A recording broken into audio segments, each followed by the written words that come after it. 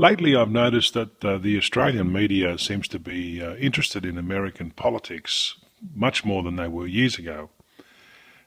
For example, today we're going to be watching the debate between Clinton and Trump.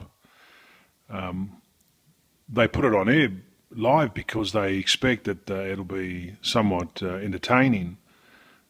I find that funny because in years gone by, you've had two professional, well-oiled machines fighting to become the next president of the United States, where in this case here, you've got a well-oiled machine in Clinton, who's obviously been in the White House before, and obviously she's been in politics for a long, long time, and her opponent is none other than the Donald.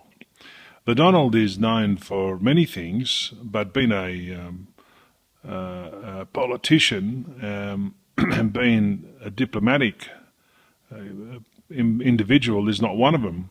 So I think that today will be an interesting match between a professional politician and a guy off the street, so to speak, who made his fortune by whatever means.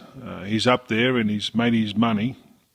And I just feel that the Australian people and the Australian media seem to be preoccupied with what he's going to say and how he's going to say it. Hopefully it's going to be entertaining and controversial, and that's really what they are waiting for. But I think that if the debate was sensible and even tempered, I think that the media would be disappointed because they expect a couple of punches and maybe some smart-ass remarks from the Donald.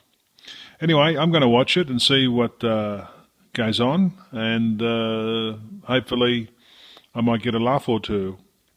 But the reason why the Donald has become so popular is because he doesn't subscribe to political correctness. I mean, just like I haven't subscribed to it. I think it's disgusting that you have to keep your mouth shut to what's going on in the world, or fear of offending someone who's clearly offending you.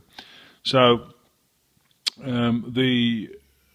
the American public are sick of people beating them in the bush, and they appreciate someone who tells the truth. So I think that maybe we should take a leaf out of his book and start telling the truth and dealing with reality. Look, I don't know much about American politics.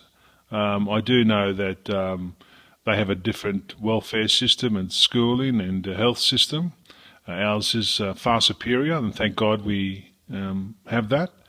I've always said the two greatest lotteries you win in life is one, the country you're born into, and two, the family that you are also born into. And so many Americans aren't that lucky, and the Australian people don't realise how lucky they are until they have a look at others around the world and how they live and how they survive. And you just wonder how they do it.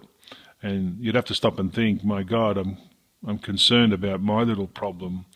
And I remember years ago I noticed a placard, and it said, I used to worry about not having any shoes until I met a boy that didn't have any feet.